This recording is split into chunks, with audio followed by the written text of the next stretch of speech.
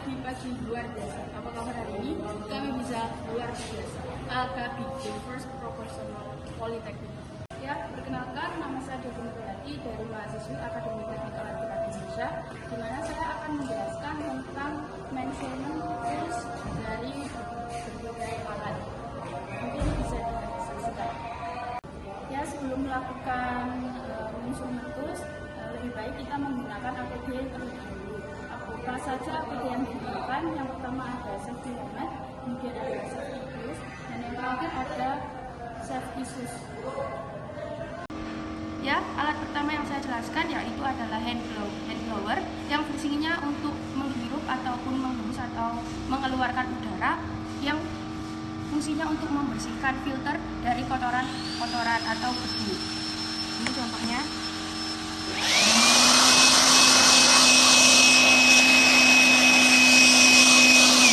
Ini yang menghidupkan udara. Jika ingin menghisap itu kita pindahkan di lubang yang di dalam sini, kita lepas saringan ini, maka akan ditempel seperti ini. Dia akan menghisap atau memvakum. Dan dia menggunakan tenaga listrik. Ya, di sini ada tools yang bernama filter wrench. Cara kerjanya itu seperti ini, dan fungsinya itu bisa menutup ataupun mengencangkan dari filter. Nah, untuk membuka filter, caranya ini kita tahan menggunakan tangan kita. Kemudian kan ini sudah kencang, maka kita akan teruskan untuk membuka si filter itu. Jika akan mengencangkan, maka kebalikannya seperti ini. Nah, ini akan mengencangkan si filter tersebut. Selanjutnya ada tools yang bernama push-pull scale, yang dimana fungsinya untuk mengetahui gaya dorongnya atau gaya tariknya. Nah, untuk tambahannya komponennya itu ada ini untuk mengetahui daya tariknya. Kemudian di sini ada tambahan juga ini untuk mengetahui daya dorong ataupun celah pada gigi. Ini juga ada tambahan untuk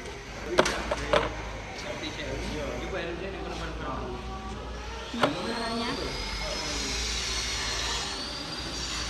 Cara kerja untuk daya dorongnya.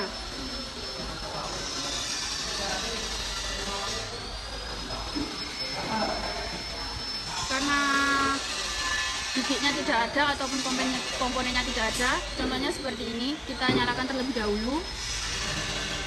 Kita sampai hingga 0. Setelah itu, ini adalah contoh dari daya dorongnya itu tadi.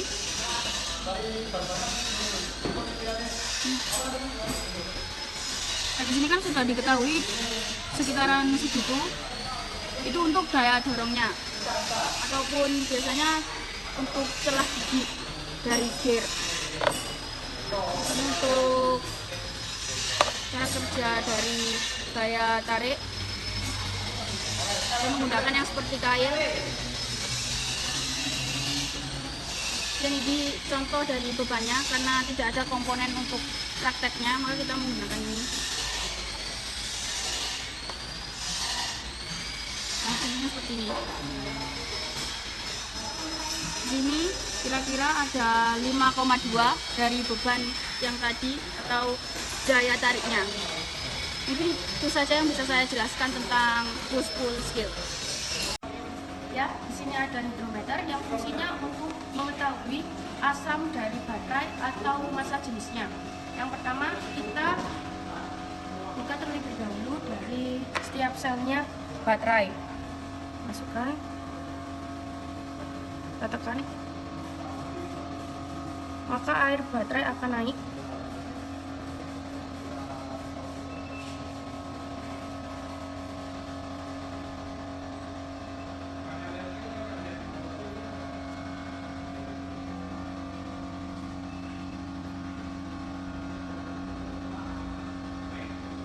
Nah, di sini jika kita ingin mengetahui kadar baterainya itu bisa digunakan atau tidak, di sini ada warna hijau yang dimana masih bisa digunakan atau masih bagus, sedangkan yang putih itu bisa dipakai tapi massa jenisnya itu masih kurang atau keasamannya itu. Jika kita ingin membuat warnanya hijau, maka akan dikasih air hujan. Sedangkan yang berwarna merah itu keadaan air baterai sudah tidak bisa digunakan lagi, harus diganti. Ya, di sini ada baterai health checker yang dimana fungsinya untuk mengetahui tegangan dari baterai.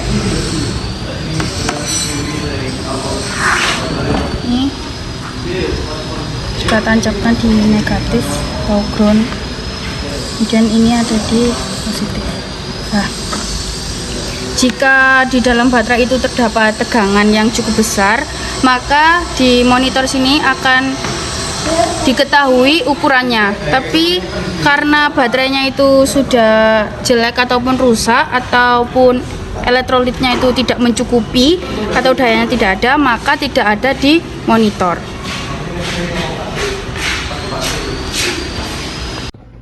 Ya, di sini ada tools yang namanya adalah grease pump. Untuk mengisi grease-nya itu bisa kita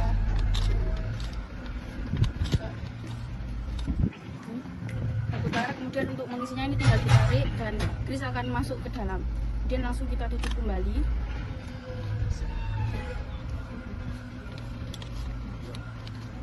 Nah, fungsi dari grease itu sendiri untuk melumasi komponen yang mesin bergerak ataupun poros yang berputar. Dan ini contohnya di linkage untuk menghubungkan antara paket. Guys, nah, jenis seperti ini. Lalu kita pompa. Nah, untuk mengetahui apakah sudah terisi penuh atau tidak, itu grease-nya akan muncul di pinggir. Dia akan terbuang sedikit atau keluar, meluber seperti itu. Dan itu cara pengisian dari grease pump. Ya, di sini ada tools yang bernama engine compression tester yang dimana fungsinya untuk mengetahui tekanan dari setiap silinder dari engine. Ya, ini cara kerjanya. Yang pertama kita buka terlebih dahulu delivery valve-nya, kemudian tambahan dari tools kita taruh di nozzle, nih seperti ini, kemudian kita tancapkan compressionnya. Nah, seperti ini. Kemudian engine akan di starter atau dinyalakan, maka tekanan itu akan menambah di bar ini. Tapi karena ini engine-nya mati, maka akan tekanannya tidak diketahui. Setiap silinder itu tekanannya berbeda. Ya, mungkin itu saja yang bisa saya sampaikan. Ya, di sini ada tools yang bernama hydraulic pressure gasket yang fungsinya untuk menguji ataupun mengukur dari tekanan sistem hidrolik. Di sini ada beberapa komponen. Yang pertama ada pressure gauge yang ada beberapa ukuran. Untuk mengetahui ukuran mana yang akan digunakan, kita bisa melihat dari OMM ataupun SM. Kemudian di sini ada kneppel. Kemudian ada penghubungnya untuk ke port dari hidrolik. Kneppel ini kemudian dipasang di hose-nya seperti ini.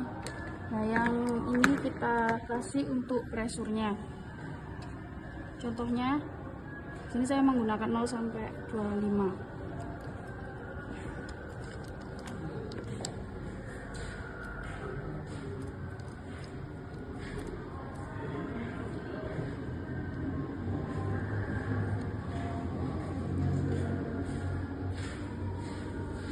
Terpasang. Nah, untuk nempelnya tersendiri ini kita bisa pasang di port-port dari hidrolik yang akan dites atau diuji. Nah, di port setiap unit itu berbeda, makanya kita harus melihat SM ataupun OMM terlebih dahulu. Untuk lubangnya kita taruh di mana. Biasanya ada single port ataupun double port. Dan selanjutnya ada tools yang bernama water pass. Di sini untuk mengetahui keseimbangan dari suatu benda ataupun posisi atau presisi dari suatu benda yang akan kita lihat. Nah, di sini ini bentuknya ada horizontal dan yang di sini vertikal, yang di sini sudut. Contohnya kalau sudut bisa dilihat seperti ini. Nah, kalau di tengah itu presisi ya. Tapi kalau ini sedikit miring, mungkin karena tanah. Nah, di sini juga miring, dia sedikit miring, tidak presisi. Tentunya seperti itu untuk mengetahui miringnya suatu sudut ataupun garis-garis sebuah benda. Di sini ada tools yang bernama multimeter, di mana fungsinya untuk mengukur dari tegangan, arus, dan hambatan. Sebelum itu kita kalibrasi dulu, kita posisikan ke bus dan kita satukan. Jika berbunyi maka tidak ada yang terputus. Ini sudah bisa digunakan. Dan kita mengukurnya menggunakan baterai ke 50. Untuk mengetahui ukurannya itu ada yang di tengah yang 10 sampai 50. Nah, kenapa kok tidak di 10? Karena baterai itu sendiri itu 12 volt. Tidak mungkin kita di 10 volt, maka kita menggunakan yang 50. Dan kita lanjutkan, yang ini positif, yang ini negatif. Langsung ke logamnya. Nah, di situ sudah diketahui di 9 ataupun di bawah 10, yang dimana dari baterai itu sendiri elektrolitnya itu berkurang atau tidak maksimal karena tidak 12 volt. Ya, barang selanjutnya adalah filler gauge, yang dimana fungsinya untuk mengetahui celah dari ring piston ini contohnya. Nah, ini ada filler gauge-nya.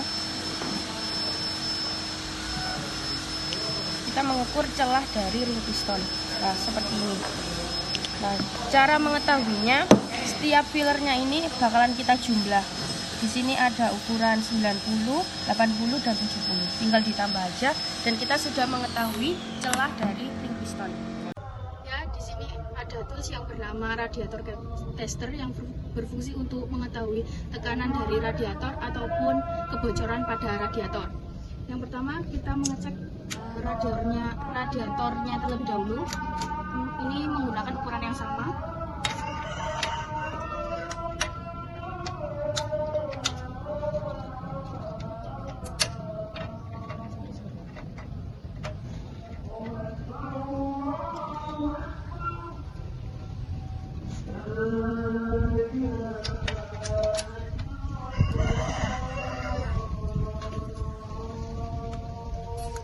Di sini tidak ada kenaikan sama sekali pada tekanannya, maka di sini sudah diketahui bahwa radiator mengalami kebocoran.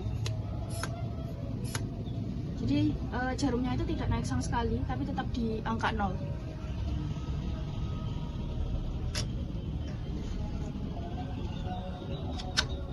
Kemudian kita cek tutup atau kap dari radiator, apakah dia mengalami kebocoran atau tidak. Di sini ada tambahan dari alat toolsnya, yaitu radiator cap tester. Kita cek menggunakan ini dan kita masukkan.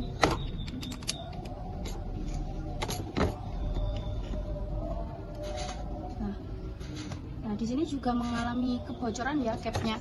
Di dalam cap, angin yang atau tekanan yang di dalamnya akan keluar kembali. Nah, di sini tetap 0. Ya, mungkin itu saja yang bisa saya jelaskan tentang cap radiator tester. Ya, di sini ada namanya oil sampling tools yang fungsinya untuk mengambil oil dari engine ataupun ke oil pan yang kemudian dibawa ke lab untuk diuji apakah oil itu masih layak digunakan atau tidak. Yang cara kerjanya, yang pertama kita buka terlebih dahulu, kemudian ada sambungan selang kecil yang disambungkan kepada engine atau ke lubang dipstick. Contohnya seperti ini, kita masukkan selang kecil tadi, kemudian kita tarik seperti suntikan. Nah, kemudian setelah sudah ditarik seperti ini, kita bisa masukkan ke dalam botol sampel biar dibawa ke lab dan kita tarik untuk ke botolnya. Nah, setelah itu kan sudah ditutup, oilnya itu akan dibawa ke lab untuk diuji. Ya, di sini ada tools yang bernama Water Quality Tester, berfungsi untuk menghitung pH atau kadar air yang basah ataupun asam. Pertama kita buka terlebih dahulu tutupnya, dan kita nyalakan di sini. Nah, di sini untuk gold, yang di sini untuk memindahkan basah ataupun celcius ataupun yang lainnya. Sedangkan kalau ini kan sudah ada di pH, tinggal kita cek di air. Nah, kemudian kita hold.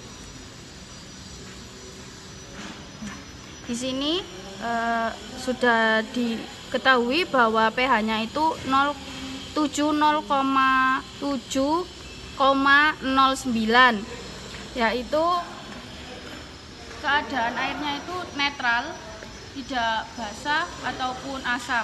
Sedangkan kalau di atas 7 itu basah, jika di bawah 7 itu asam.